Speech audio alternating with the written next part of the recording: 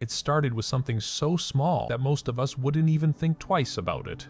A tiny cut on the finger, the kind of thing that happens every single day to millions of people around the world. You're cooking dinner, you're opening a package, you're working in the garage, and suddenly you feel that sharp little sting. You look down, see a drop of blood, maybe grab a tissue or run it underwater for a second, and then you just keep going with your day. That's exactly what happened to a man named John, who was working in his backyard on a Saturday afternoon, doing some gardening, pulling weeds, moving some old wooden planks that had been sitting there for months. It was a beautiful day. The sun was shining, and he was just trying to tidy up his yard before having some friends over for a barbecue that evening. While he was moving one of those old planks, a small splinter of wood caught the side of his index finger. It wasn't a deep cut at all, just a little scrape, maybe half an inch long. It barely even bled. John looked at it for a second, wiped the tiny bit of blood on his jeans, and kept working. He had a lot to do, and this seemed like nothing worth stopping for. That tiny decision, that moment of thinking this cut was too small to matter, would change his life in ways he never could have imagined. Before we go any further into John's story, I want to ask you something. If you're finding this information valuable, if you want to learn more about how our bodies work and what can go wrong when we ignore seemingly small things, please hit that subscribe button right now.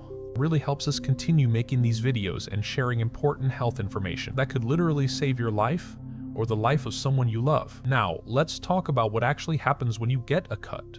I'm going to explain this in the simplest way possible, because understanding this is crucial to understanding what went so terribly wrong for John. When your skin gets cut, even just a tiny bit, you're essentially creating an opening in your body's main defense system. Think of your skin like the walls of a castle. Those walls are there to keep invaders out. When you cut yourself, you're creating a door in that wall, and that door can let things in that should never be inside your body.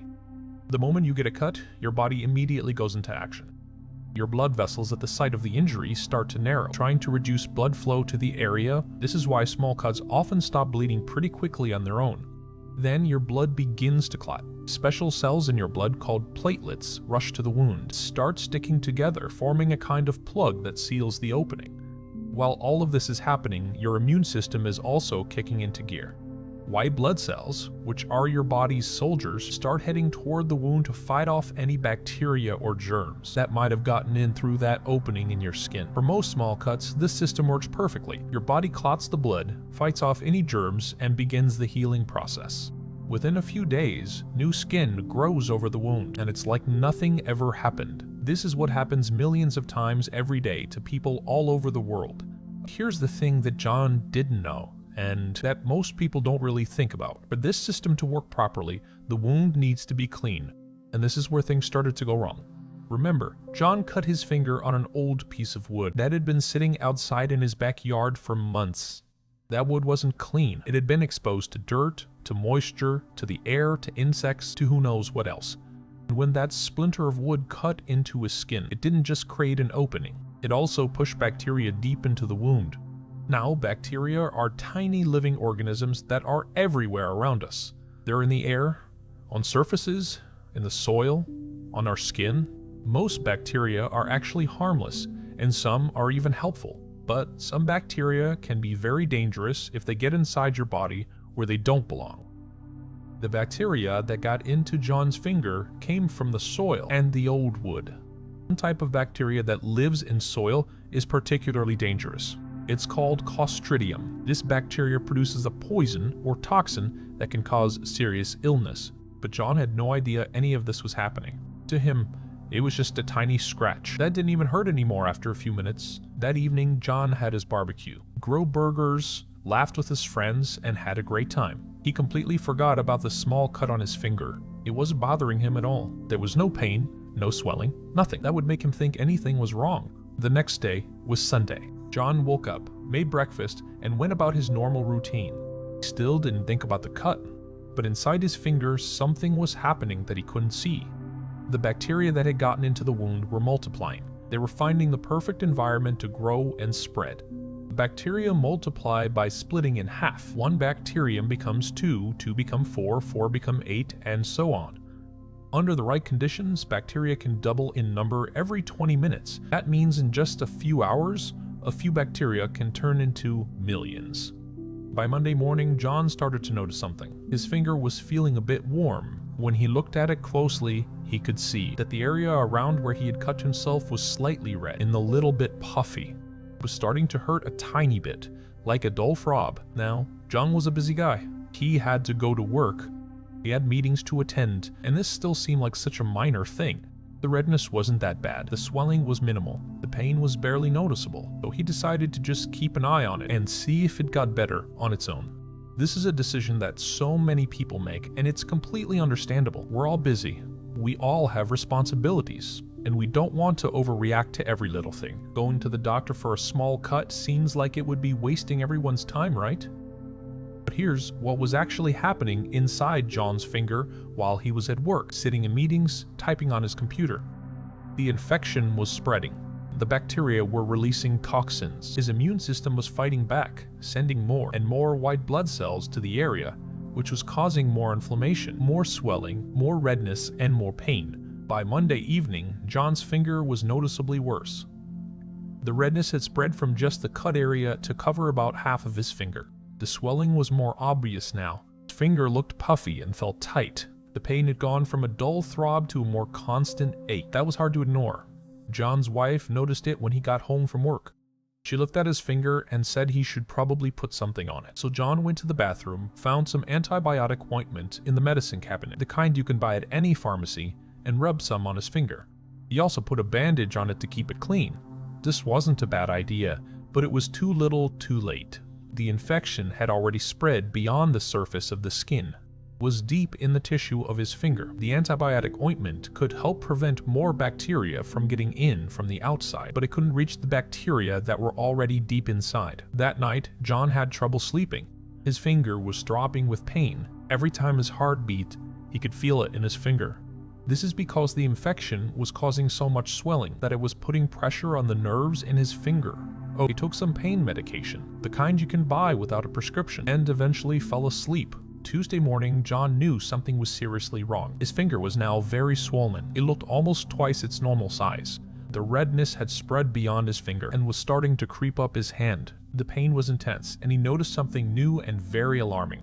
There were red streaks running from his finger up toward his wrist. These red streaks were a sign of something called lymphangitis. What this means is that the infection had gotten into his lymphatic system. Now, let me explain what that is in simple terms.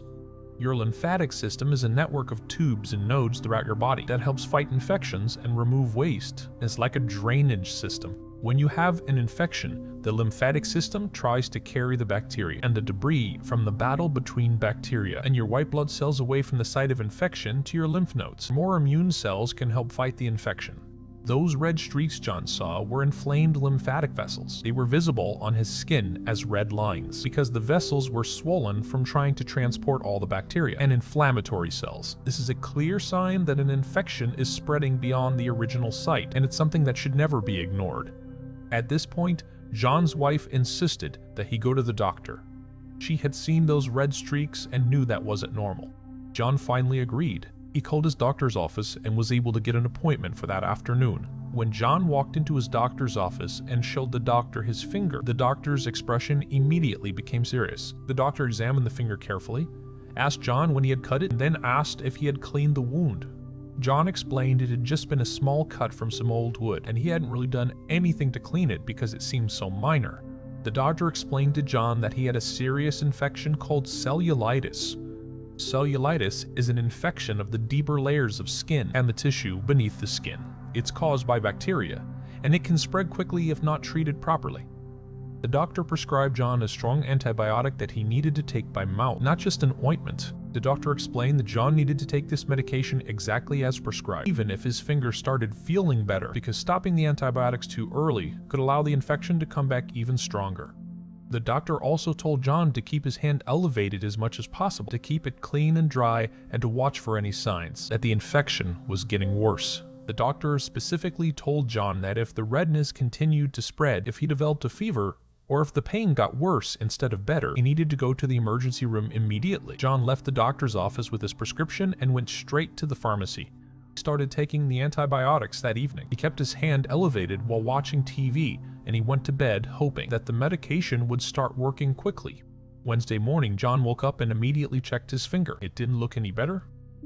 In fact, it might have looked slightly worse, but John knew that antibiotics don't work instantly. He had been told it might take a day or two to see improvement. So, he took his morning dose of antibiotics and went to work. Throughout Wednesday, John continued taking his antibiotics as prescribed. He tried to keep his hand elevated at his desk. He avoided using that hand as much as possible, but by Wednesday evening, something new and very concerning was happening. John started feeling sick. Not just his finger, but his whole body. He felt tired, more tired than he should have felt. Felt achy all over like he was coming down with the flu. And when his wife felt his forehead, she said he felt warm. John took his temperature and found that he had a fever of 101 degrees. A fever is your body's way of fighting infection. When bacteria invade your body, your immune system releases chemicals that tell your brain to raise your body temperature. Many bacteria don't grow well at higher temperatures, so this is one way your body tries to fight them off. The fever is also a sign that an infection is serious and affecting your whole body, not just one area. John's wife wanted to take him to the emergency room right away, but John said he would wait until morning to see if the antibiotics started working. He took some medication to reduce his fever and went to bed. This was another decision that, in hindsight, wasn't the best. When you have clear signs that an infection is spreading, affecting your whole body, especially when you're already on antibiotics that don't seem to be working, waiting is risky. Thursday morning, John woke up feeling terrible. His fever was now 103 degrees. His entire hand was swollen. The redness had spread all the way up to his elbow, and he felt weak, dizzy, and nauseous. His wife didn't give him a choice this time. He drove him straight to the emergency room. When John arrived at the emergency room and the doctors saw his hand and heard about his symptoms, they moved very quickly. They immediately started an IV, which is a tube that goes into a vein to deliver fluids and medications directly into the bloodstream. They took blood samples to test for infection. They took his temperature, his blood pressure, and his heart rate, and all of these showed signs that John was very sick. Doctors explained to John that he had developed something called sepsis. Now, sepsis is a word that sounds scary, and that's because it is very serious. Let me explain what it means. Sepsis happens when an infection that started in one part of your body triggers an extreme response from your whole immune system. Instead of just fighting the infection at the site, your immune system goes into overdrive and starts causing inflammation throughout your entire body. This can damage your organs and, in severe cases, can lead to organ failure and death. In John's case, the infection that started as a tiny cut on his finger had spread into his bloodstream. Bacteria were now circulating throughout his body. His immune system was fighting back so hard that it was starting to cause problems with how his organs functioned.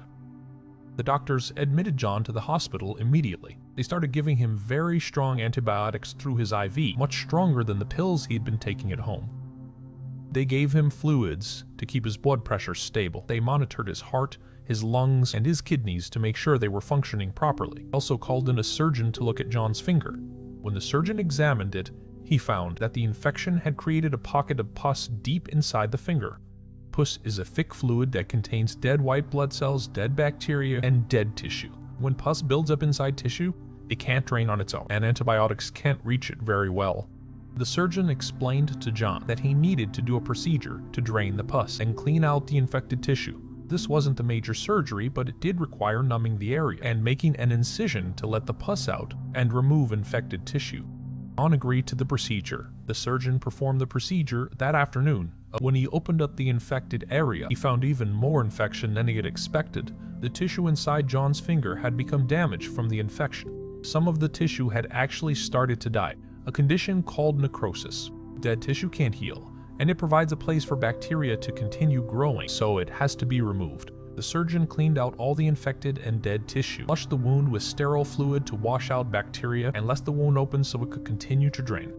He put special packing material in the wound to keep it open and absorb any drainage. The wound would need to be cleaned and repacked every day. After the procedure, John remained in the hospital. He continued receiving strong antibiotics through his IV. His vital signs were monitored constantly. Doctors watched his blood test results to see if the infection was starting to get better. For the first couple of days in the hospital, John actually felt worse before he felt better. His fever stayed high. He felt exhausted. His hand was still very swollen and painful, even though the pus had been drained. This was because his body was fighting a major infection, and that takes a toll. Slowly, over the next few days, things started to improve. His fever started to come down. His blood tests started to show that the infection was responding to the antibiotics. The redness in his hand and arm started to fade. He started to feel a bit stronger.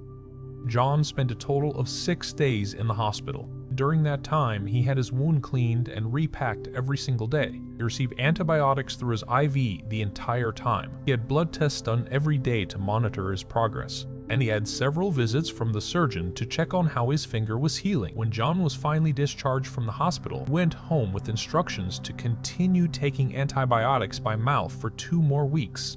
He also had to go back to the surgeon's office every other day to have his wound checked and repacked until it healed enough to close on its own. The total healing process took weeks. The wound on John's finger had to heal from the inside out, which is a slow process. Even after it was fully healed, John had a large scar on his finger and some loss of sensation in that area because the infection had damaged some of the nerves. John was lucky. His infection could have been much worse. Some people with infections like this end up losing their finger, their hand, or even their arm. Some people with severe sepsis end up with organ damage that affects them for the rest of their lives. And some people don't survive. So what could John have done differently? Let's go through this step by step because I think there are lessons here that everyone needs to hear.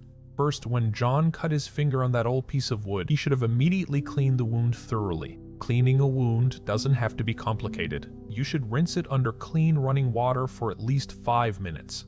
This helps wash out dirt, bacteria, and any debris. If the wound is from something dirty, like old wood or rusty metal, this step is especially important. After rinsing, John should have applied an antibiotic ointment and covered the wound with a clean bandage. This creates a barrier to prevent more bacteria from getting in while the wound starts to heal. Second, John should have washed the wound carefully over the next couple of days. Any sign of infection like redness, swelling, warmth, or pain should be taken seriously.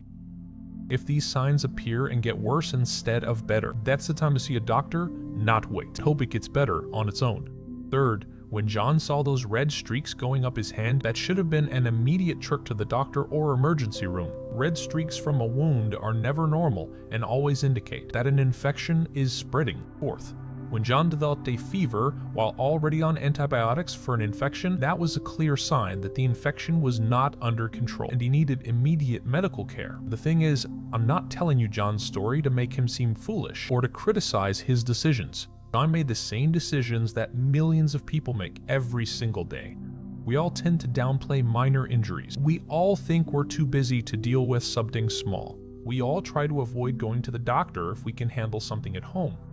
Okay, but the human body, for all its amazing ability to heal itself, is also vulnerable. An infection can go from minor to life-threatening faster than most people realize.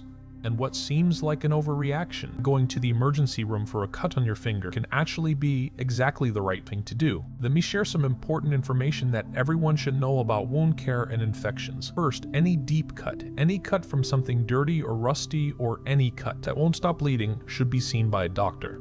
You might need stitches to help the wound close properly.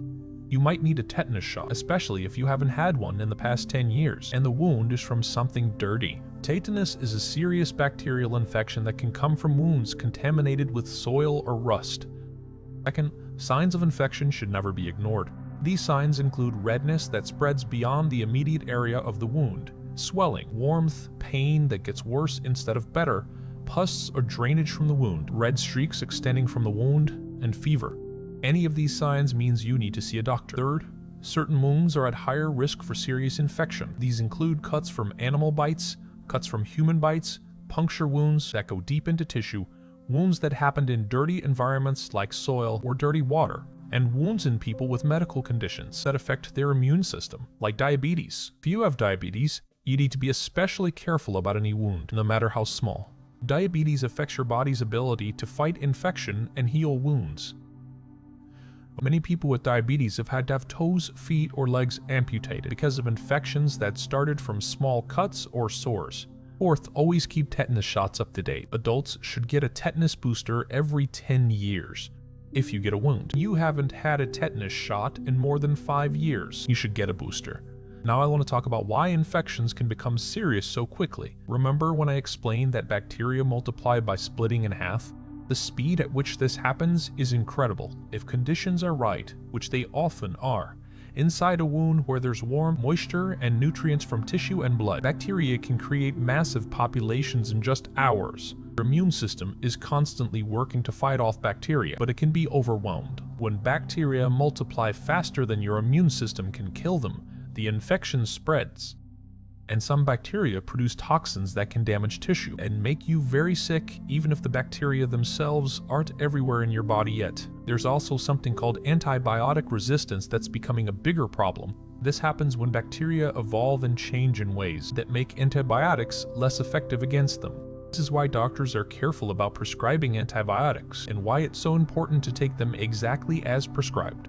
If you stop taking antibiotics as soon as you feel better, before the full course is finished, you might not kill all the bacteria. The ones that survive are the strongest ones, and they can multiply and create an infection that's harder to treat. In John's case, the bacteria that infected his finger were susceptible to antibiotics, which means the antibiotics could kill them. They had already created such a large infection, and it spread so far by the time he started treatment that the oral antibiotics couldn't work fast enough. That's why he needed IV antibiotics in the hospital. IV antibiotics get into your bloodstream immediately and reach higher levels in your body than pills that have to be absorbed through your stomach. Let me also talk about the cost of ignoring a small wound like John did.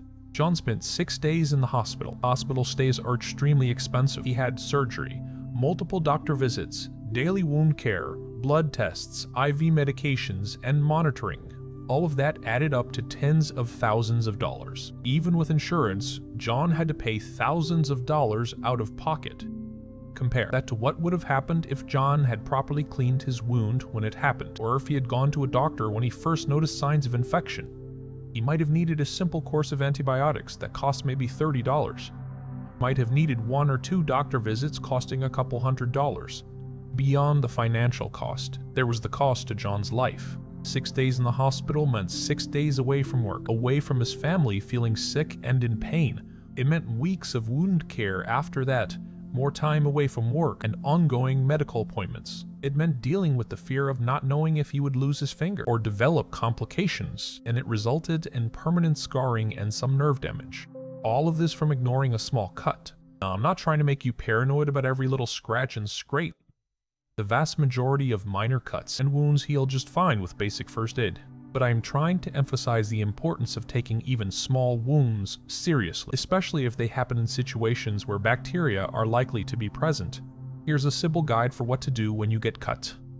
First, stop the bleeding. Apply pressure with a clean cloth or bandage. Most small cuts will stop bleeding within a few minutes. If bleeding doesn't stop after 10 minutes of pressure, or if blood is spurting out, get medical help immediately. Second, clean the wound. Rinse it thoroughly under clean running water. Use soap around the wound, but try not to get soap directly in the wound as it can irritate tissue. If there's dirt or debris in the wound that won't rinse out, you need to see a doctor. Don't try to dig it out yourself. Third, apply antibiotic ointment. This isn't absolutely necessary for every wound, but it can help prevent infection and keep the wound moist, which helps it heal. Fourth, cover the wound. Use a clean bandage or sterile gauze. Change the bandage daily or whenever it gets wet or dirty. Fifth, watch for signs of infection. Check the wound every day. If you notice increasing redness, swelling, pain, warmth, or any drainage, see a doctor. And if the wound is deep, won't stop bleeding, is from a bite, is from something very dirty, or if you haven't had a tetanus shot in the past 10 years, go to a doctor or urgent care clinic to get it properly evaluated. Before we wrap up this story, I want to ask you one more time to subscribe to this channel if you haven't already. The information we share here could literally save your life or help you protect someone you love. We put a lot of work into researching and presenting medical information in a way that's easy to understand and actually useful. Your subscription helps us continue doing this work. So what happened to John after everything healed? Well, he's much more careful now. He wears gloves when doing yard work or working with old materials. He has a first aid kit in his garage and another in his house, and he actually uses them. If he gets cut, he cleans it immediately and thoroughly, and he doesn't hesitate to go to a doctor if something seems off.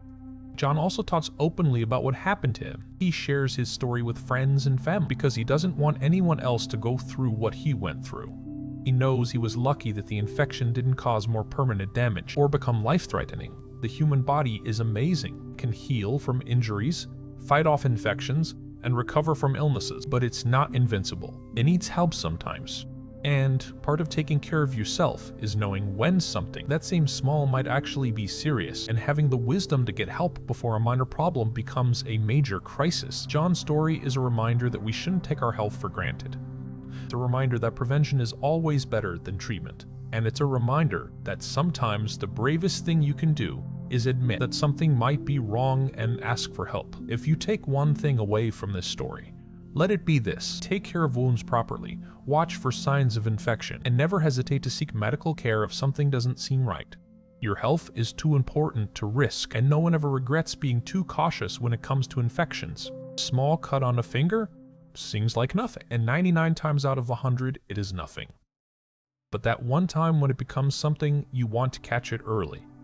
You want to treat it properly, and you want to avoid the suffering, the cost, and the potential consequences of letting an infection get out of control. John learned this lesson the hard way.